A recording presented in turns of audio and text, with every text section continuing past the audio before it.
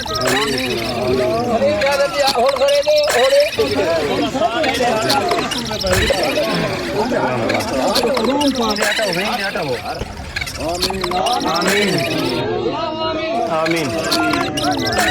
اللہم آمین۔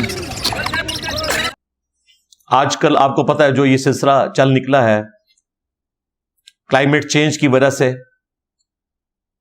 پچھلے 2 ہفتے سے کے پی میں اور جی بی میں آپ نے دیکھا کتنی تباہی ہوئی ہے۔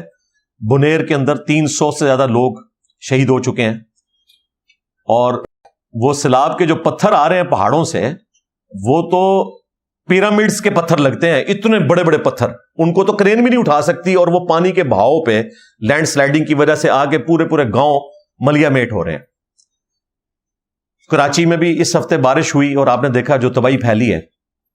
جتنے لوگ اس میں شہید ہوئے، اللہ تعالیٰ ان کی مغفرت فرمائے، ان کی شہادت کو ان کے گناہوں کا کفارہ بنائے، اور لواحقین کو صبر دے اور اس صبر کے اوپر اجر عظیم عطا فرمائے۔ بہرحال یہ لمحہ فکری ہے، اور میں بار بار اس چیز کو ہائی لائٹ کر رہا ہوں، آج پھر کر رہا ہوں کہ پاکستان کے لیے اس وقت دہشت گردی سے بھی بڑا مسئلہ کلائمیٹ چینج کا بن چکا ہے۔ یہ ہر سال اب اسی طریقے سے ہوا کرے گا، کلاؤڈ برسٹ بھی ہوں گے، گلیشیئر بھی پھٹیں گے۔ ابھی تو گلیشیئر پھٹا ہے، وہ آپ نے دیکھا ہے۔ اللہ بھلا کرے اس چرواہے کا جس نے رات کے وقت فون کر کے گاؤں کو آگاہ کر دیا، ورنہ وہ پورا کا پورا گاؤں جو ہے وہ اس طریقے سے صفحہ ہستی سے مٹ جانا تھا۔ ابھی تو چلیں ان کی بلڈنگز گئی ہیں، جانے تو بچ گئی ہیں۔ تو اب گورنمنٹ کو دہشت گردی سے زیادہ اس کے اوپر توجہ دینے کی ضرورت ہے، کیونکہ دہشت گردی سے اتنے لوگ شہید نہیں ہوں گے جتنے کلائمیٹ چینج کی وجہ سے ہر سال یہ سیلاب آئیں گے، اور ہر سال اس طرح کے آپ کو واقعات سننے کو ملیں گے۔ یہ اتنا بڑا ایک خرابی والا ایلیمنٹ ہو چکا ہے، چونکہ ہم نے کاربن اتنی زیادہ جلائی ہے، فاسل فیوز جلائے ہیں، اور حملے سے مراد انسانیت نے۔ ویسے تو یہ بڑے ملکوں کے گناہوں کی سزا ہم کاٹ رہے ہیں جی۔ پہلے نمبر کے اوپر چائنا ہے، 31% دنیا میں جو دھواں اٹھتا ہے نا وہ چائنا سے اٹھتا ہے۔ پہلے نمبر پہ چائنا ہے، دوسرے نمبر پہ امریکہ ہے 13%، 13%، اس کے آدھے سے بھی کم ہے۔ اس کے بعد انڈیا کا نمبر آتا ہے، اور پھر باقی ملکوں کا۔ پاکستان تو بےچارہ کہیں آخر میں آتا ہے، لیکن ذلت خواری سب سے زیادہ ہم لوگ کاٹ رہے ہیں، انڈیا بھی کاٹ رہا ہے۔ لیکن ان امیر ملکوں کے تیل جلانے کی پاداش میں تکلیف ہم غریب ملک اٹھا رہے ہیں۔ اربوں ڈالرز کا ہر سال نقصان ہو رہا ہے۔ یو این او کے فورم کے اوپر اسی طریقے سے کلائمیٹ چینج کے حوالے سے جتنی کانفرنسز ہوتی ہیں، وہاں ہمارے پرائم منسٹر کا کام ہے کہ رونا روئے کہ آپ لوگوں کے گناہوں کی سزا ہم بھگت رہے ہیں، ہمارا یہ نقصان آپ لوگوں نے پورا کرنا ہے۔ ویسے تو امداد کر رہے ہیں، لیکن جتنا نقصان ہے اس کے مقابلے میں تو آٹے میں نمک بھی نہیں ہے۔ لیکن یہ بار بار رونے کی ضرورت ہے، اور ملک کے اندر بھی لوگوں کو تھوڑا اویئر کریں کہ اب ندی نالوں کے کناروں کے اوپر مکان نہ بنائیں، سب سے ضروری چیز ہے۔ نمبر 2، اپنی فیملی کو لے کر اس قسم کے موسم میں ذلت اور خواری میں نہ لے کے جائیں۔ وہاں پہ جو زندہ سلامت بھی واپس آتے ہیں وہ بھی 12 15 گھنٹے کی ٹریفک پھنستی ہے۔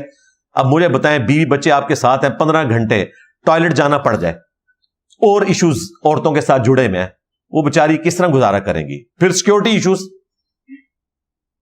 جیب کو اترے پہنچ جائیں گے اور ہتھیا لیں گے آپ سے گن پوائنٹ کے اوپر۔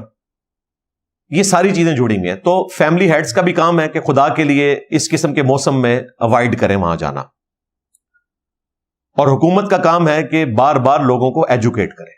باقی جو توہمات چل رہی ہیں وہ بڑی دکھ کی بات ہے۔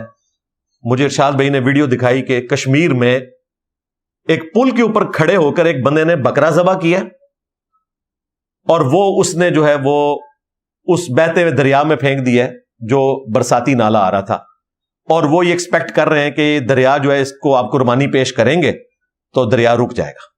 اس طرح دریا رکتے ہیں بھائی، دریا رکتے ہیں ڈیم بنانے سے، بھائی اس طرح نہیں رکتے۔ اسی طریقے سے کل ایک ویڈیو آئی کہ جی وہ پیچھے سے ریلا آ رہا ہے اور ایک بندہ قرآن پاک لے کے سامنے کھڑا ہو گیا، اور ربو ہی رک گیا، اللہ دے بندے ہو، ٹھیک ہے، اور لوگ کہہ رہے ہیں جی زندہ معجزہ ہو گیا، لوگوں نے ویلاگز بنا دیے ہیں۔ اللہ سے ڈر جاؤ یار۔ صحابہ کرام جنگ یمامہ میں جن کے سینوں میں قرآن تھے 700، وہ شہید ہو گئے تھے۔ اس طرح مصحف سامنے کرنے سے کسی آیت حدیث میں نہیں لکھا کہ سیلاب ٹل جائے گا. یہ کون سی توہمات ہیں جن کے اندر آپ پڑے ہوئے ہیں؟ پھر بنیر کے اندر جو سب سے مشہور دربار ہے، جس طرح لاہور میں داتا دربار ہے، کراچی میں عبداللہ شاہ غازی، اب لوگ مذاق اڑا رہے ہیں نا، وہ کہہ رہے ہیں جی عبداللہ شاہ غازی کہہ رہے ہیں کہ جی میری ذمہ داری صرف سمندر روکنے کی ہے، بارش کا پانی میرے تو اتنے ہے. میں نبی سا ہے ہی کوئی نہیں، تیرے بابے تھے شاہ ہی کوئی نہیں. بابا جی آپ مان گئے ہو. دادا صاحب نے بھی ہاتھ چوکتے نے. بری امام بھی آپ نے دیکھ لیا، جو تباہی اسلام آباد میں بھی ہوئی، نالا لئی ہر سال تباہی کرتا ہے. تو بنیر کے اندر پیر بابا دربار ایک مشہور ہے. وہاں پہ کسی کو نزلہ زکام بھی ہو جائے نا تو وہ بچے کو لے کے اس دربار پہ پہنچ جاتے ہیں. وہ دربار ملیا میٹ ہو گیا، اس کے ساتھ مسجد تھی، اتنا کیچڑ وہاں پہ آپ نے دیکھ لیا. تو پیر بابا نہیں کام آئے. تو اب بھی ہوش کے ناخن لیں، ان چیزوں سے باہر نکلیں. توہمات کی بجائے آپ سائنٹیفک فیکٹس کو دیکھیں، اللہ سے دعا کریں. اللہ تعالیٰ نے انسان کو عقل دی ہے، اس عقل کو استعمال کریں. جامعہ ترمذی میں حدیث ہے، ایک صحابی نے کہا کہ یا رسول اللہ صلی اللہ علیہ وآلہ وسلم، میں اللہ پر توکل کر لیا کروں یا اونٹ کو باندھا کروں؟ آپ نے فرمایا کہ اونٹ کو باندھو، اس کے بعد اللہ پر توکل کرو. اب کوئی صوفی ہوتا تو وہ رسول اللہ کو مشورہ دیتا کہ یا رسول اللہ آپ کا کیا اللہ پہ یقین نہیں ہے؟ اونٹ کو کیوں باندھیں جب اللہ سنبھالنے والا ہے؟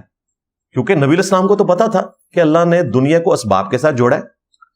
اسباب آپ اختیار کریں گے، اس کے بعد مسبب الاسباب کی مدد بھی آئے گی. یہ نہیں ہوگا کہ آپ 100 دفعہ سبحان اللہ پڑھیں اور آپ کی پیاس ختم ہو جائے، 100 دفعہ الحمدللہ پڑھیں تو آپ کی بھوک ختم ہو جائے.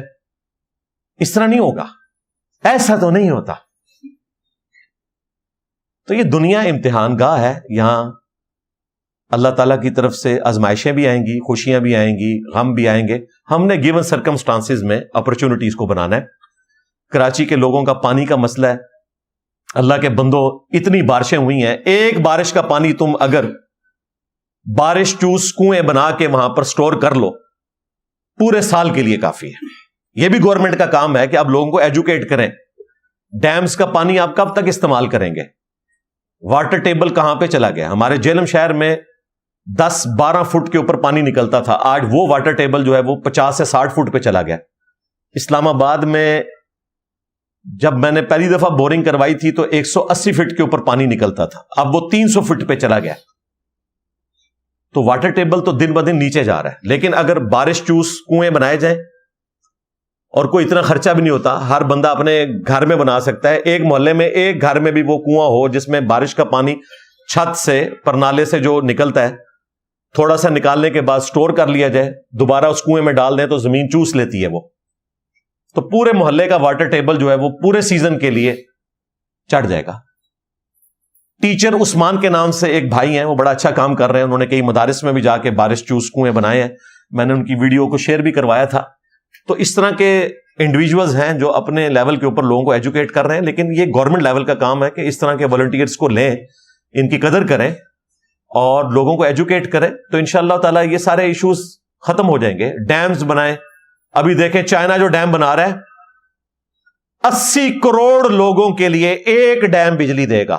80 لاکھ نہیں سرکار، 80 کروڑ. اندازہ کریں اتنا بڑا ڈیم وہ بنا رہے ہیں، اربوں ڈالرز لگا کے. اور ہم یہاں پر جو ہے وہ بجلی کے بلوں سے پریشان ہیں. جس ملک کے اندر اتنی بارشیں ہوتی ہیں، جس ملک کے اندر 330 دن سورج نکلتا ہے، سولر پلیٹس کی اتنی اپرچونٹی موجود ہے، وہ ذلیل ہو رہے ہیں بجلی کے بلوں کے اوپر. تو گورنمنٹ کا کام ہے. میں تو ایجوکیٹ کرتا رہتا ہوں اپنے پلیٹ فارم سے، اور یہ میں کسی کے کہنے پہ نہیں کرتا، کیونکہ میں انجینئر ہوں، میری فیلڈ ہے، سائنس کا اسٹوڈنٹ ہوں، اس لیے میں کرتا ہوں. ورنہ یہ کام کسی کے کہنے پہ بھی نہیں ہو سکتا. جن لوگوں کے کہنے پہ یہ کام کرنا ہے ان بیچاروں کو تو ہم ایجوکیٹ کر رہے ہیں. انہوں نے ہمیں کیا گائیڈ کرنا ہے کہ جی آپ یہ بتائیں. ان بیچاروں کو تو ہم اس پلیٹ فارم سے چیزیں بتاتے ہیں کہ یار یہ اپنی اصلاح کرو، یہ درست کرو، یہ درست کرو.